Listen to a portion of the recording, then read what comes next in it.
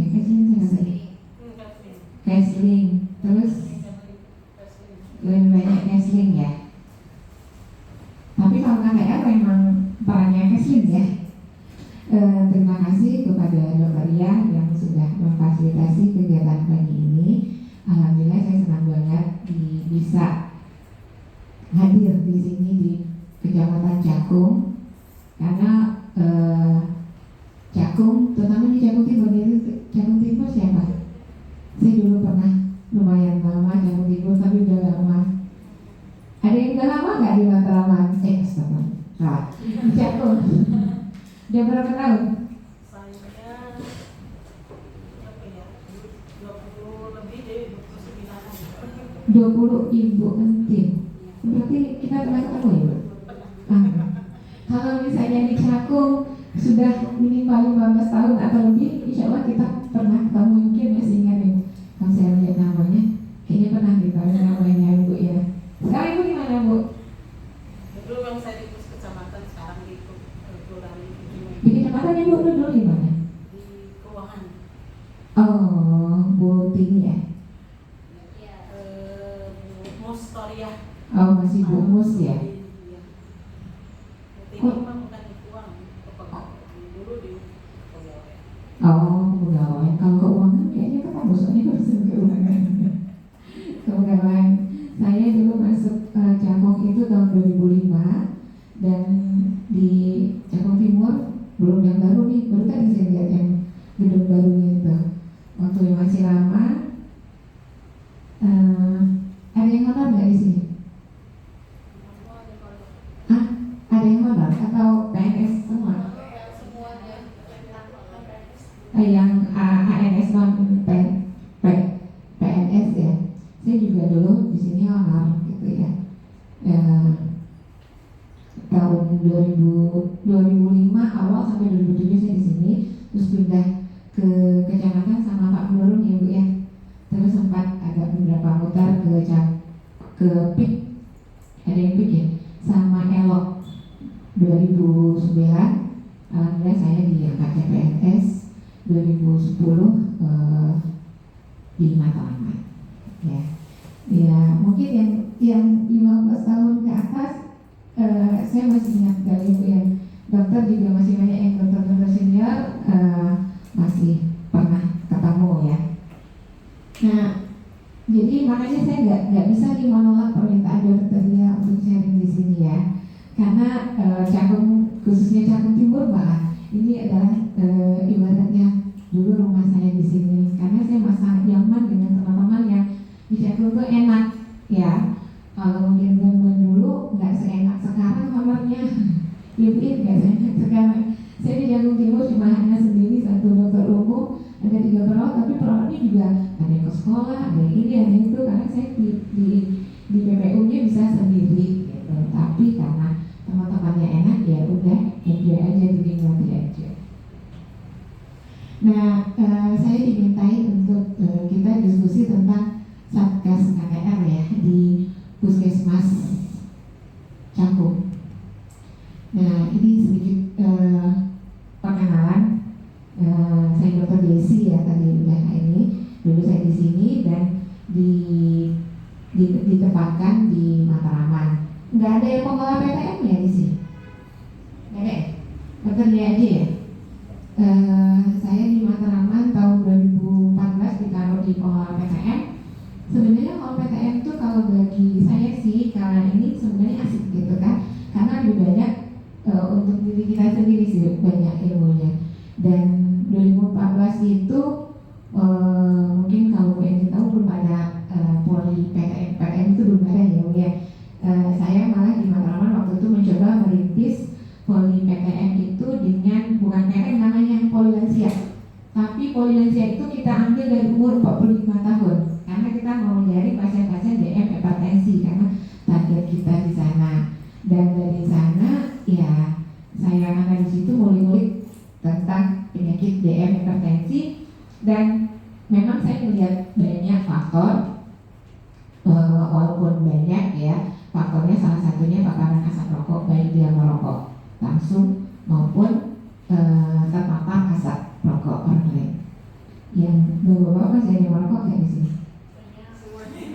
Yang di sini, yang di ruangan ini saya. Pasti merokok ya, buncang-buncang. Enggak, kalau saya sih nggak apa-apa. Nggak apa-apa dia merokok. Merokok itu urusan pribadinya dia. Tapi sebagai nakes, sebagai bagian dari puskesmas, menjadi tanggung jawabnya itu untuk nanti menjaga puskesmas kita untuk tatap KTR. Nggak apa-apa, kita kalau ketemu dengan Intor, kalau urusan KTR itu kan kita banyak urusan dengan Intor ya. Pasti langsung banyak yang pernah nggak casing kayaknya biasanya pernah berhubungan dengan Intor nggak kalau urusan Setiap Jumat. ya setiap Jumat ada respon yang mungkin nggak diharapkan nggak dari Intor? Ada apa? Kalau ngomong merokok pernah ngomong merokok nggak? Apa ada tanggapan Intor yang kayaknya kurang enak nggak diharapkan nggak gitu ada nggak? Ada apa Bu? Matimu udah ditentukan sama Allah katanya. Iya, karena langsung mundur ya Bu. Ngapain ngomong-ngomong rokok, nanti kan udah ditentukan. Tapi kalau itu Bu, kita tetap fokus. Misalnya ini nih, yang Bapak yang tiga ini, saya masih mau merokok misalnya, nggak apa-apa, itu urusan pribadi. Tapi yang tanggung jawabnya untuk melindungi yang bukan perokok dari paparan asap rokok. Itu yang menjadi tanggung jawab kita. Nggak apa-apa masih merokok, tapi jangan merokok di puskes, ya. Itu mungkin. Ya, saya juga jadi dari pasien-pasien itu melihat paparan asap rokok, terus kadang-kadang ngomong dengan perokok juga. Sebenarnya perokok itu paham kalau rokok itu berbahaya, dan sebagian bahkan menurut penelitiannya 70-80% perokok itu tahu rokok itu berbahaya buat kesehatannya, pilih merokok berhenti. Tapi tidak semuanya bisa berhenti. Pernah ada yang memang mau berhenti nggak? Yang ini Pak Sukri, Pak Sukri, Pak Rafli, apa namanya? Pernah kepikir udah berapa tahun merokok?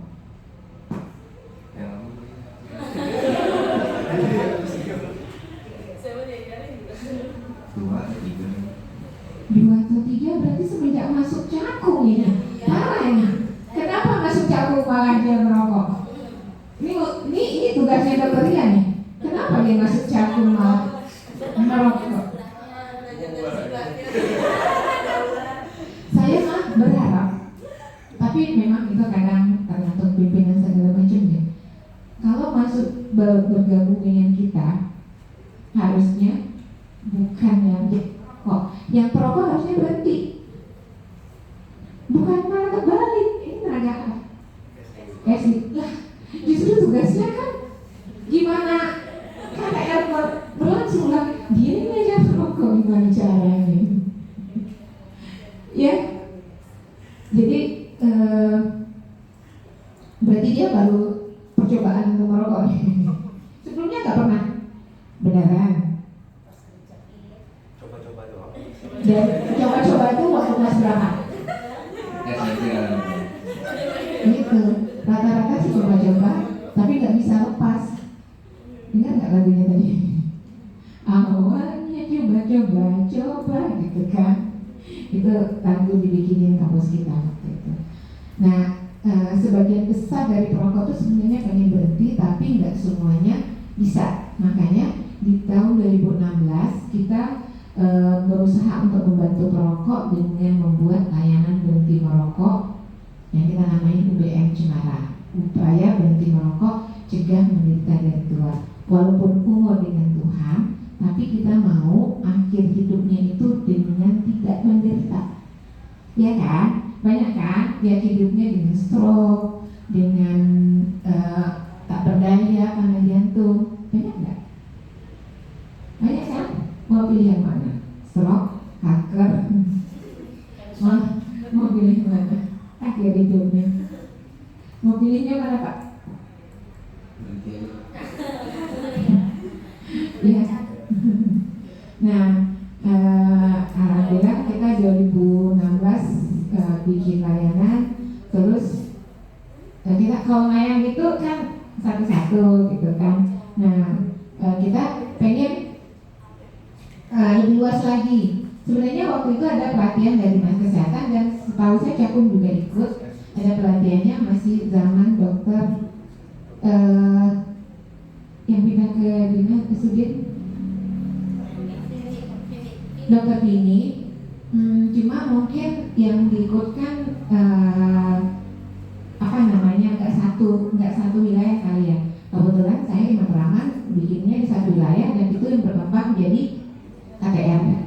Ya, waktu itu ada Cakung, ada Matraman sama Johar. Tapi yang diikutkan kayaknya kader atau bukan nakes ya. Nah, di kita itu yang berkembang jadi agent of change-nya kawasan Pasaroko. Nah, saya juga senangnya malah bikin buku sama perokok aja saya pakai bahasa cinta buat perokok. Ini keren banget ya. Nah, saya dimintain sama Dokter Dia untuk ngomong tentang KTR ya. Pagi ini kita akan ngomong tentang KTR. Sebenarnya mungkin teman-teman udah tahu semua ya, apalagi teman-teman Kesling ya. Ini udah makanannya ya sehari-hari, tapi mungkin kita lebih banyak diskusi aja di sini ya. Nah, kawasan tanpa rokok pasti udah paham ya apa itu kawasan tanpa rokok.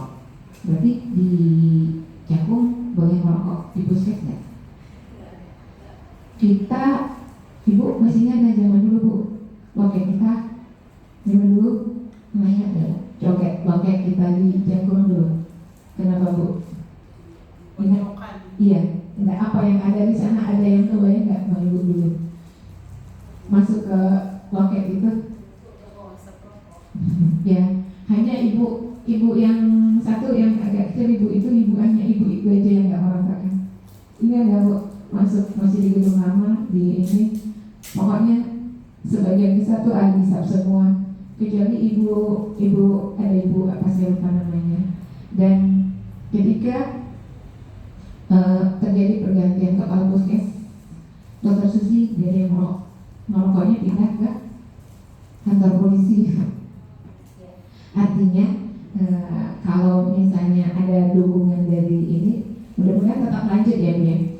Dari yang loket aja penguasa rokok, tapi akhirnya bisa ya Bu ya, nggak ada lagi merokok, masih ada yang merokok, cuma nggak ada yang di puskes lagi, tapi di jauh dari puskes. Nah, ini sebenarnya butuh dari komitmen kita bersama. Saya ketika dengan pimpinan yang waktu dulu juga pernah bikin aturan itu nggak boleh merokok di puskes selama masih pakai atribut puskes. Artinya ini pasti statusnya puskes, pegawainya puskes pakai atribut puskes nggak boleh merokok. Dan kalau melanggar harusnya ada sanksi. Ada sanksi nggak kalau di ini? Ada sanksi nggak kalau ketahuan merokok di puskes? Nggak ada, jadi aman ya. Aman ya.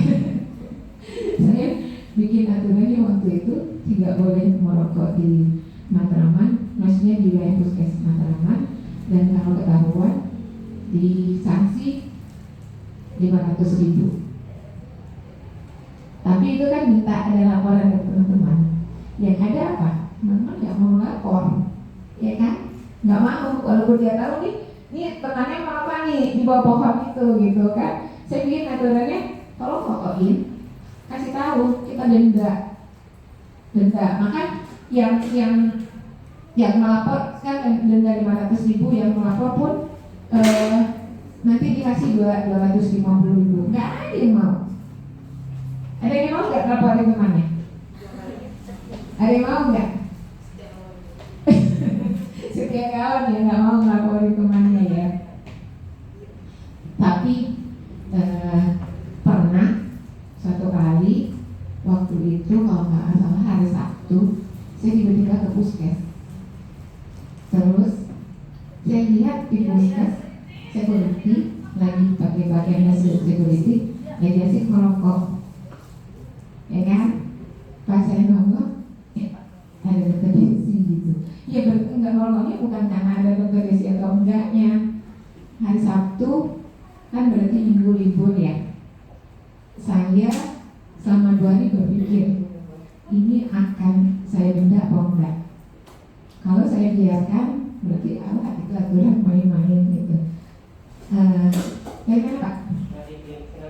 Ya. Nah, rokok nggak Pak?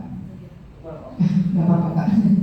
Nah, si security itu akhirnya setelah saya diskusi dengan tim UBM kami, itu saya laporkan, saya denda.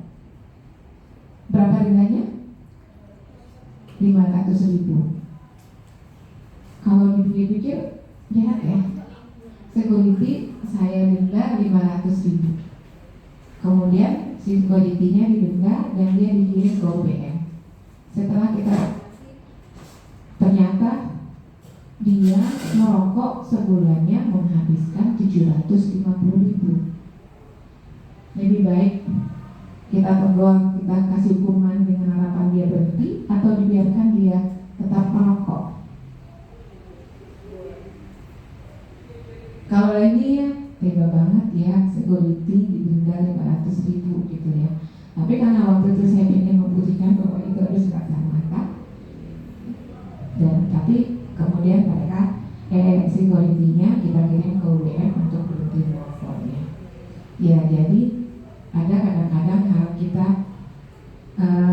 teganya sebenarnya untuk kebaikan agar dia bisa berhenti merokoknya. Nah, sebenarnya urusan KTM ini udah lama, tahun 2009 berarti pas saya mau keluar dari Cakung ya. Itu udah ada aturan tentang kawasan wajib tanpa rokok ini di Undang-Undang Kesehatan. Tapi terlaksana enggak ya? Paskes masih ada. Kliniknya boleh merokok nggak Pak? Kalau di klinik ya, kalau udah di luar lingkungan klinik baru itu kalau di luar klinik ya. Yang termasuk lingkungan klinik? Dari depan klinik sampai ke parkiran depan. Berarti di depan sana boleh. Kalau ini di jalan rayanya boleh. Oh, jalan rayanya. Kalau di parkiran masih boleh. Berarti kalau Bapak mau merokok kemana? Ke warung.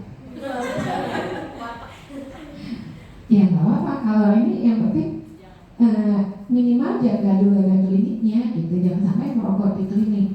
Seperti KTR yang di Matraman itu, mereka sepakat tidak ada yang merokok di lingkungan itu. Bukan berarti nggak ada perokok, tidak ada. Tapi ketika merokok mereka harus keluar dari lingkungannya. Nggak apa-apa, minimal susah dulu untuk merokoknya Pak. Ada niat untuk berhenti nggak? Ada sih.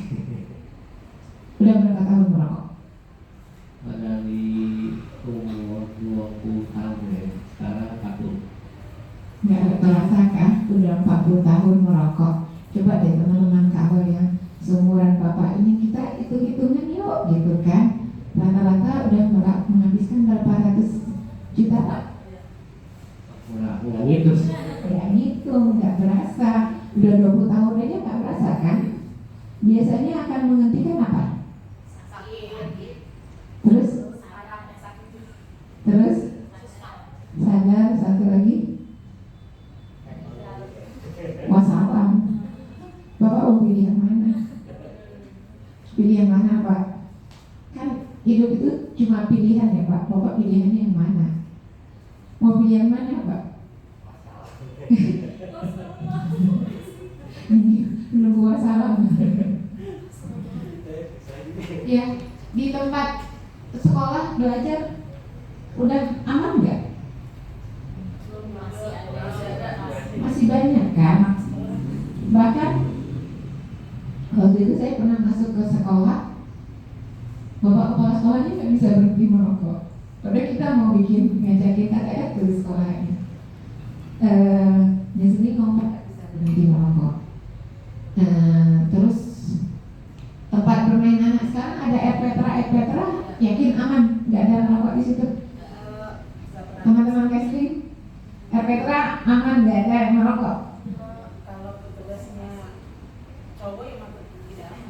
Gimana Bu? Kalau petugas RPTRA-nya cowok tidak. Kayaknya bukan masalah cowok ya, enggak. Dia peduli apa enggak. Kalau cowok pun dia nggak pernah merokok di situ bisa aja Bu, insya Allah aman. Ya cuma mungkin karena memang aturan ada, cuma sanksinya belum berjalan. Saya pernah di sebuah RPTRA waktu itu sama anak-anak remaja yang minta keliling di RPTRA sekitarnya, menemukan banyak puntung rokok. Iya, ya, ya mungkin ada RPTRA yang ya, tapi masih banyak RPTRA yang belum ramah anak. Ya berarti kan untuk anak kan tujuan kita ya. Tempat ibadah, kayaknya udah mulai ada. Kalau masjid mungkin sudah ada yang ada strip itu nggak boleh gitu, tapi banyak juga tergantung ustadznya kali ya. Angkutan umum ya alhamdulillah sekarang udah mulai bagus ya. Kalau ada yang rocker nggak di sini? Rombongan kereta? Nggak ada ya? Nggak ada rombongan kereta ya? Kalau zaman dulu naik kereta itu kan sumpah penuh orang merokok seenaknya, nggak nyaman sekali kan? Tapi contohnya seperti kereta itu aja yang mungkin kalau zaman dulu kita nggak mikir akan bisa sebagus itu ya Bu ya? Nggak enak, kumpul-kumpulan orang merokok sembarangan di mana-mana, tapi sekarang bisa jadi bagus. Apalagi puskes, fasilitas kesehatan, klinik, harusnya yakin bisa kan lebih bagus dari kereta api. Kereta api aja bisa berubah, masa kita puskes tidak bisa berubah? Ya, mudah-mudahan nanti setelah ini minimal bisa menjaga puskesnya masing-masing ya. Nah, tempat kerja juga, jangan sampai kita nggak pernah merokok, keluarga kita nggak merokok, ternyata terpapar rasa rokok di tempat kerja. Ada kan yang dulu viral, Bapak Sutopo, pernah dengar kasusnya? Pernah dengar kasusnya Pak Sutopo? Hidupnya sehat, nggak pernah merokok, keluarganya nggak ada yang merokok, akhirnya meninggal dengan kanker paru. Nggak pernah baca beritanya? Ya, dulu sempat viral. Diketahui cuma bertahan 6 bulan, akhirnya meninggal dengan kanker paru. Ya, nah jadi bagi kita ini harus menjadi perhatian kita ya. Minimal di vaskes kita masing-masing. Kita gimana caranya agar vaskes kita benar-benar melaksanakan atau sebagai tempat kawasan tanpa rokok. Walaupun mungkin dibandingkan daerah lain kita yang perda khusus rokok belum ada, tapi kita banyak aturan-aturan kawasan dilarang merokok. Artinya, tapi untuk vaskes itu sebenarnya wajib bebas asap rokok. Bagaimana kita bikinnya yang bebas asap rokok itu? Ya vaskes kita baik itu klinik, puskesmas, nggak boleh ada orang merokok di situ.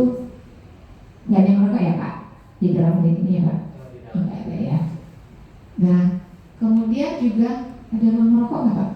Ada ruang merokok nggak? Di vaskes tidak boleh ada ruangan merokok apapun bentuknya. Kemudian nggak boleh tercium bau rokok. Biasanya ini bapak-bapak ini kan dia makan siang merokok duluan, kecium nggak baunya? Harusnya itu nggak boleh. Ya, ini kesininya kadang-kadang saya udah biarin aja gitu kan. Tapi nggak nyaman juga. Habis dia makan keluar terus ngobrol sama kita, kecium bau rokoknya. Enak apa bau? Ada yang suka nggak bau rokok ini ibu-ibu? Enggak ya. Tuh Pak, bukannya nggak suka dengan bapak ya? Bukan. Nggak suka dengan bapak, cuma nggak suka dengan bau rokoknya. Beda ya. Kemudian juga yang pasti tidak ada puntung rokok. Ini mungkin juga hati-hati. Kalau stafnya sudah menjaga, kadang-kadang ada rekanan yang datang, ada tukang atau segala macam, jangan sampai dia merokok. Nanti yang kena pasti staf, ya kan? Nanti mereka nggak ngerti. Servis AC, dia ngerjain malam, dia merokok, puntung rokoknya duluan. Kita kena kan? Jadi itu harus menjadi perhatian kita juga. Apalagi dijual rokok nggak ada ya, nggak boleh ada asbak, ada tidak ada iklan rokok dan harus ada tanda dilarang merokok. Ini palingnya nanti kalau membuat kawasan tanpa rokok di Vaskesnya minimal syarat ini harus terpenuhi. Nah, kenapa penting KTR di Vaskes? Karena untuk kesehatan pasien, stafnya dan juga masyarakat tentunya. Karena yang datang ke puskes kan orang yang sakit, anak-anak, lansia yang daya tahan tubuhnya rendah. Kalau malah dia terpapar asap rokok di puskes, tentu akan memperburuk daya tahan tubuhnya. Kalau dia dalam proses penyembuhan, tentu akan menghambat proses penyembuhan penyakitnya. Nanti yang ditekankan yang masalah ininya ya. Terus menjaga agar lingkungan udaranya bersih dan tidak terpapar asap rokok. Kalau asap rokok di mana-mana, puntung rokok di mana-mana, bersih nggak? Kotor ya. Mungkin zaman dulu ada juga yang suka merokok di toilet, pernah lihat nggak? Masuk toilet ada puntung rokok di mana-mana. Gimana perasaannya? Jijik ya. Ya. Terus juga yang lebih utama ini kita menjaga si perokok pasifnya. Nah, adanya KTR di Vaskes itu akan membantu agar perokok bisa untuk berhenti merokoknya. Kalau misalnya merokok, bapak-bapak ini masih merokok, karena di Vaskes tidak boleh merokok, akan mengurangi jatah rokok kan selama di puskes. Begitu juga pasien atau masyarakat yang datang, selama dia di puskes tidak boleh merokok, ini akan membantu untuk proses berjalannya upaya berhenti merokok. Dan yang jelas itu akan memberi gambaran kepada masyarakat bahwa untuk mendukung kesehatan masyarakat, untuk agar masyarakat sehat secara keseluruhan, itu salah satunya adalah dengan tidak merokok. Nah, kalau dampak asap rokok ini, saya yakin teman-teman semua udah kok lah ya, udah tahu. Bahkan perokok juga tahu. Ada kan di bungkusnya Pak? Coba nih Pak, rokoknya Pak. Tuh kan? Nih rokoknya nih. Jadi Bapak siapa namanya Pak? Pak Erwan. Bapak, kalau ini ibaratnya obat, Pak Erwan berapa bungkus sehari? 1 bungkus sehari. Kalau ini ibarat obat, Pak Erwan menghisap rokok ini 1 bungkus sehari dengan harapan lehernya bisa bolong. Ya Pak. Nah lihat nggak Pak? Jadi kalau misalnya lehernya bolong, berarti hasil dari usaha Bapak untuk membuat lehernya bolong. Ya Pak. Ini hanya gambar atau beneran nggak Pak? Beneran. Pernah lihat orang yang ini nggak? Kalau lihat dong beneran. Kayaknya kalau belum pernah lihat, ini pasti dianggap bohongan, iya Pak. Yakin nggak ada begini Pak? Yakin sih, cuman gimana? Kalau bisa berarti Kalau ketika Bapak merokok dan melihat itu, apa yang kepikiran?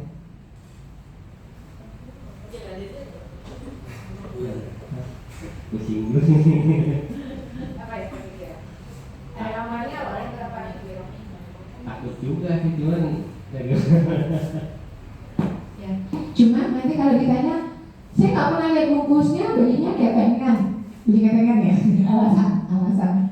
Ya nggak pernah kok ngeliat bungkusnya, belinya ketengan gitu. Tapi kalau ada bungkusnya, tutup mata ya Pak ya, nggak lihat ya. Ya, jadi sebenarnya kan rokok itu adalah produk legal terbatas. Satu-satunya produk yang akhirnya membunuh separuh dari pelanggan setianya. Ya, masuk Bapak enggak? Jangan sampai ya Pak ya.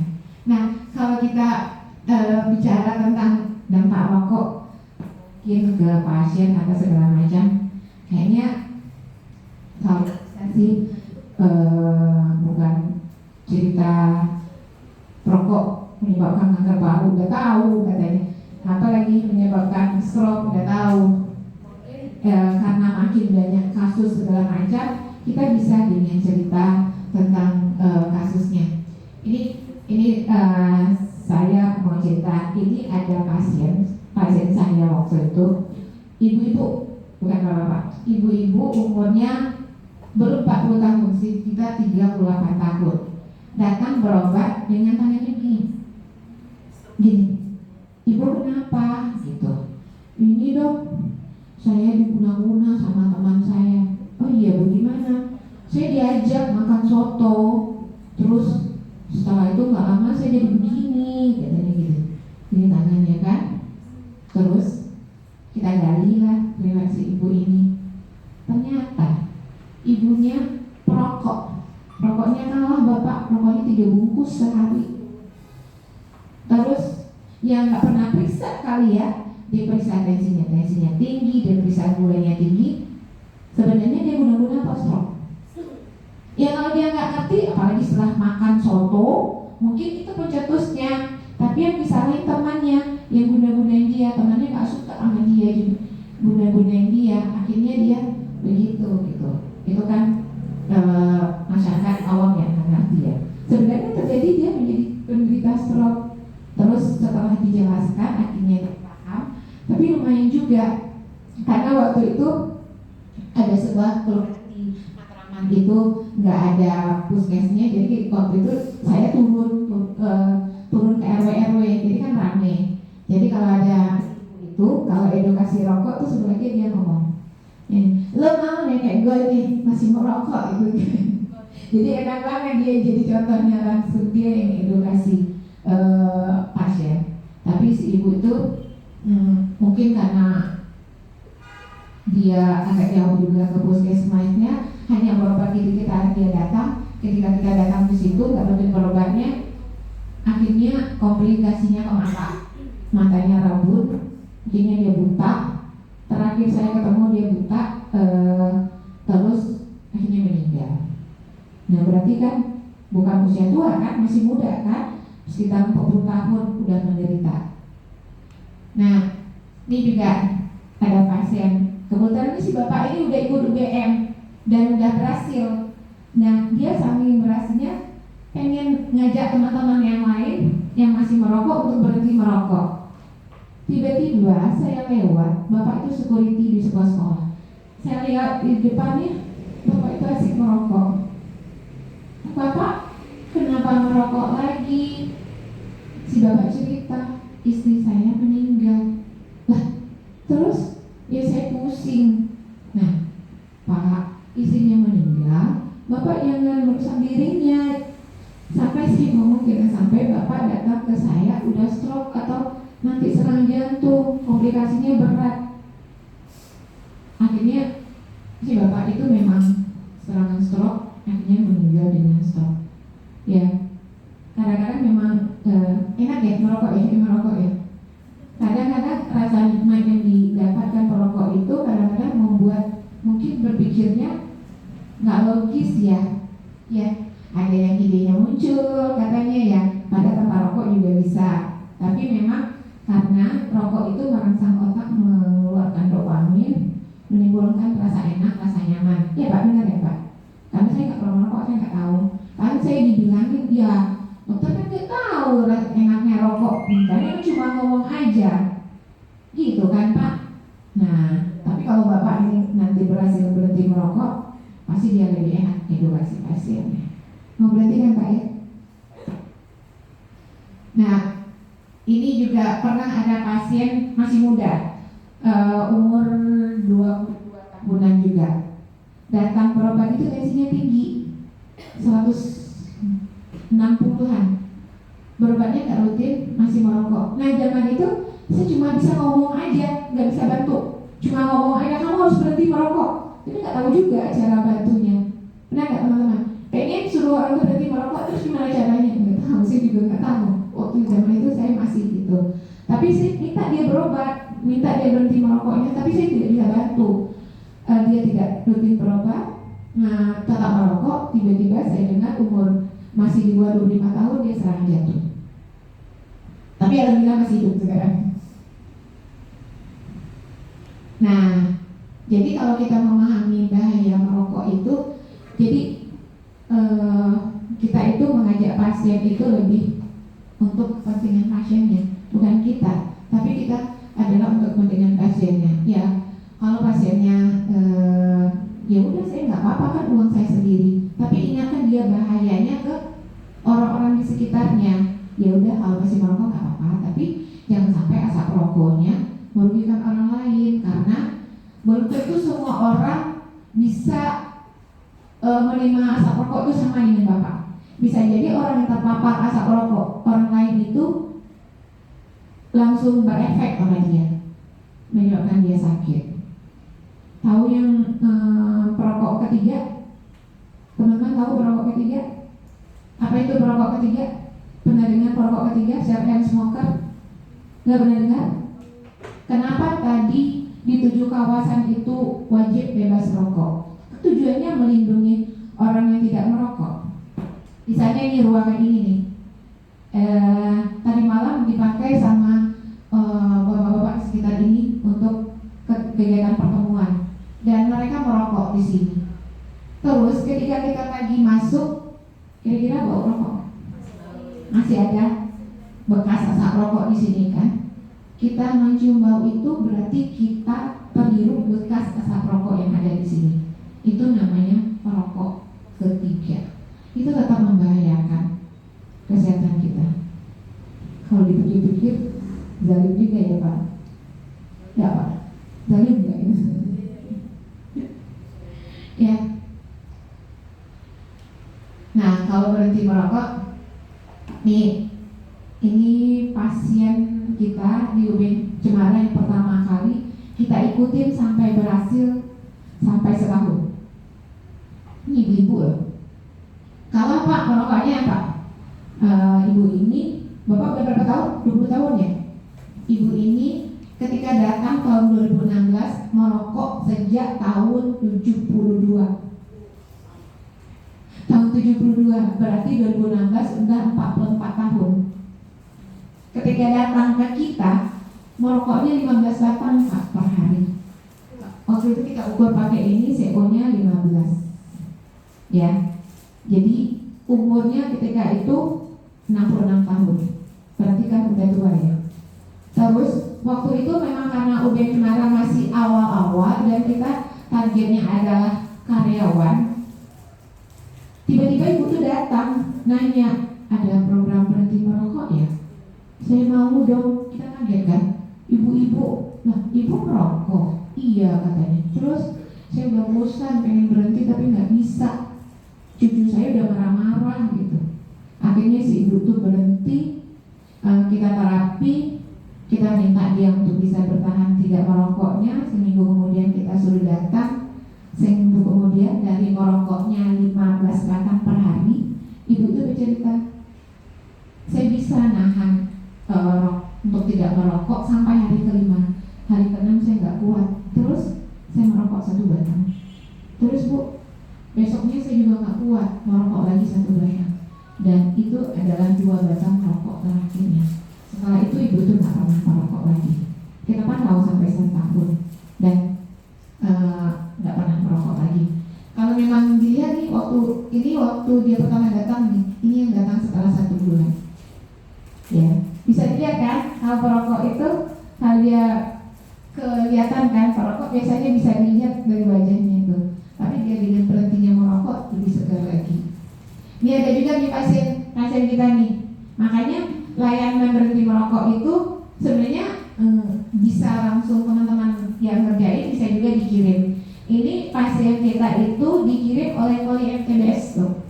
Jadi si Poli MTBS ini balita yang tiap sebentar sakit terus ditanya, ada yang merokok nggak di rumahnya Bu? Ada. Siapa? Bapaknya dikirim ke UBM sama MTBS.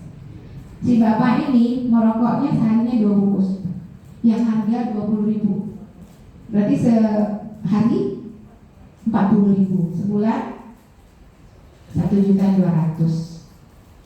Karena sayangnya sama anak, si bapak itu akhirnya berhenti merokok uang yang 1.200.000 itu 800-nya dicicilin motor sama dia, sisanya 400 dipakai buat anak-anaknya jalan-jalan, makan-makan keluar.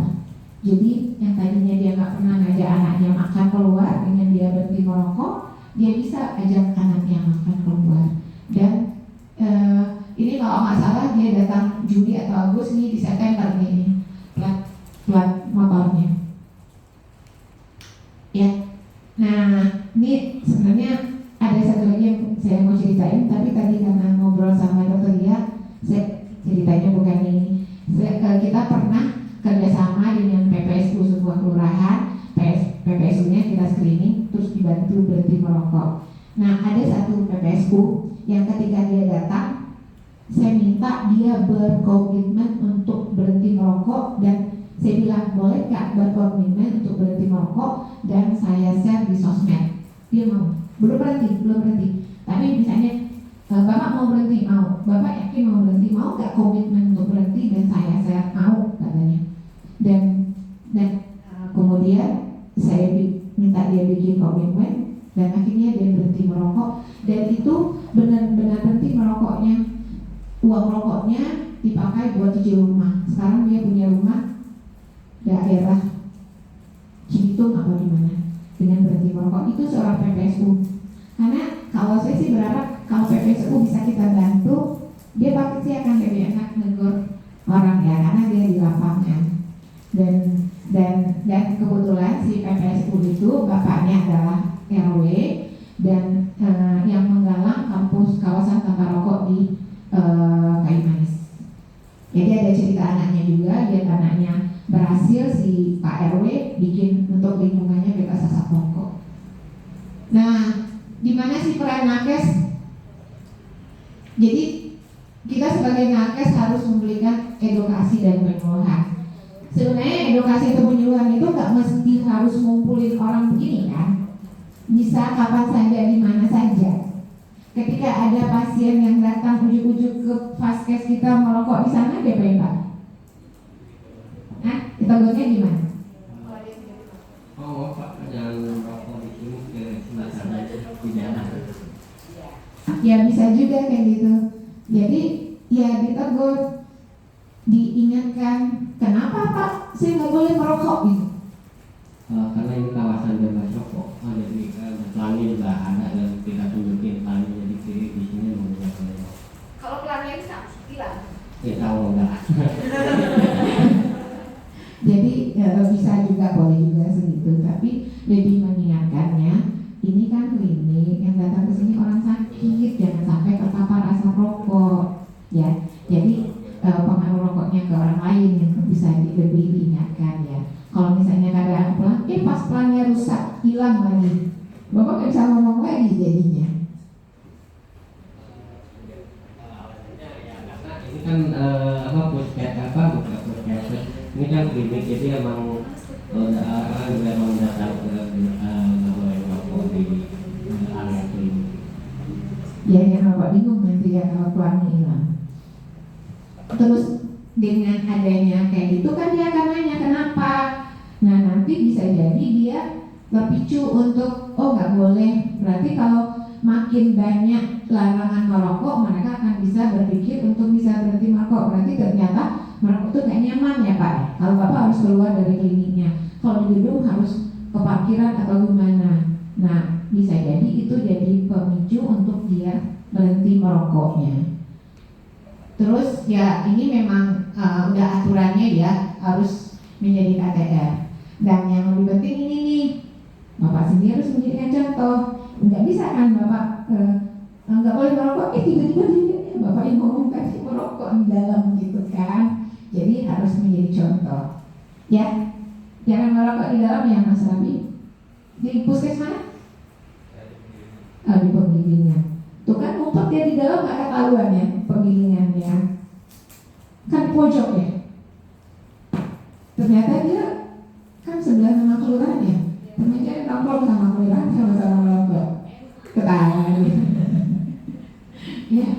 Jadi itu adalah dalam rangka, dan kita juga perlu melakukan pengawasan dan evaluasi. Ya mungkin kalau teman-teman nanti udah dikuatkan lagi sebagai satgasnya, berarti harus bikin laporannya. Bagaimana berjalannya KDR itu di puskesmas atau di vaskes atau di klinik masing-masing. Dan tentu juga harus ada evaluasinya.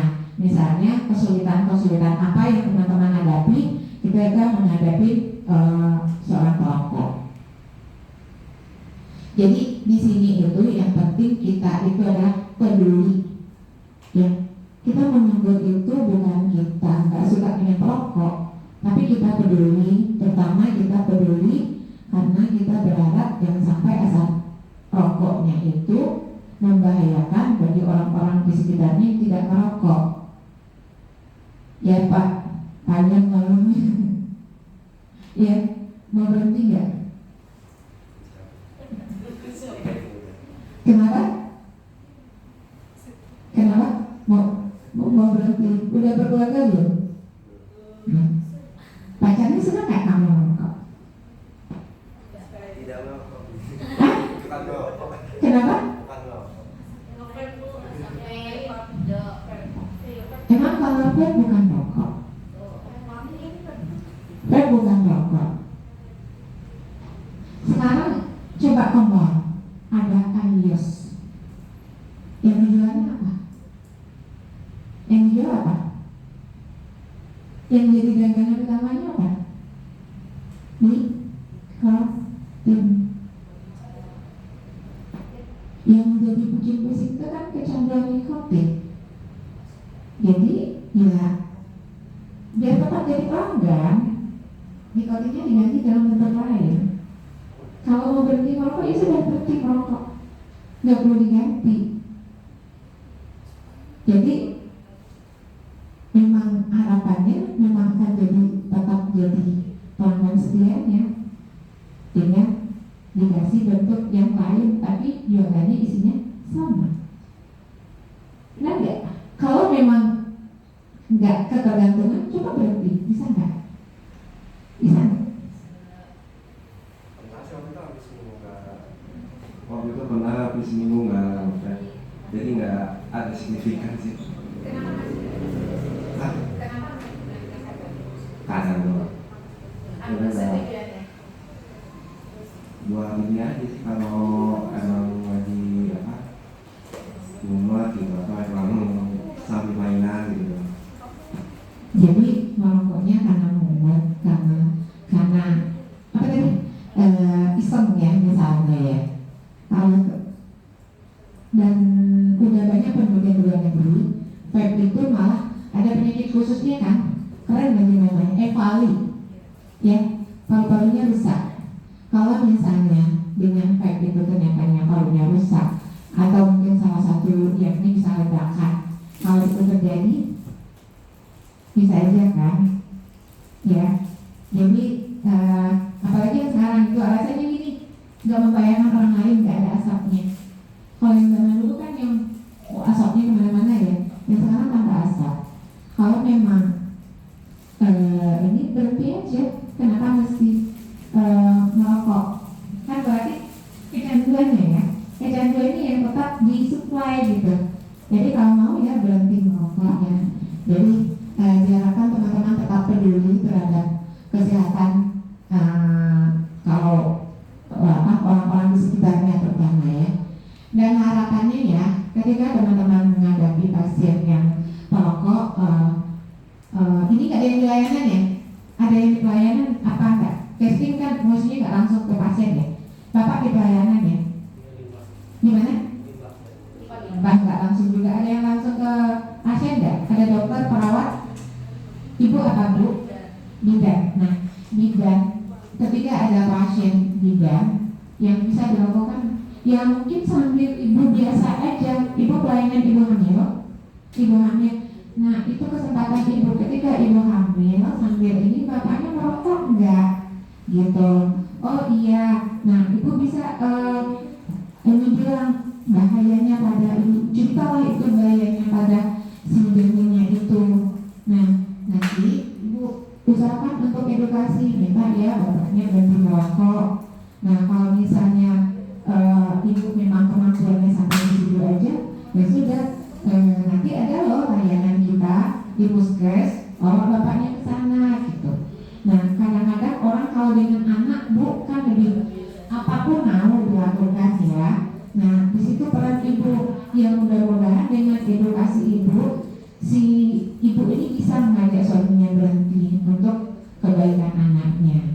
Dan sebenarnya itu udah masuk UBM, upaya berhenti merokok kan. Jadi nakes dimanapun, makanya saya bilang nakes dimanapun bisa menjalankan UBM sesuai dengan kemampuannya atau kompetensi yang ada. Minimal dengan itu, dengan ibu menanyakan secara rutin ke pasiennya yang datang, bapaknya merokok enggak? Dibayar bapak janjinya, di dalam kandungan aja dia udah terpapar asap rokok, apalagi nanti setelah lahir.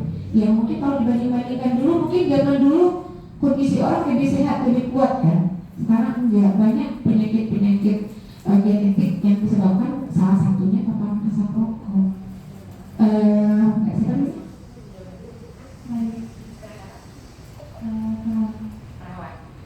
Perawat juga ketika anamnesa pasien kan sekarang di sistem sudah ada ya, merokok apa enggak ada pertanyaannya kan.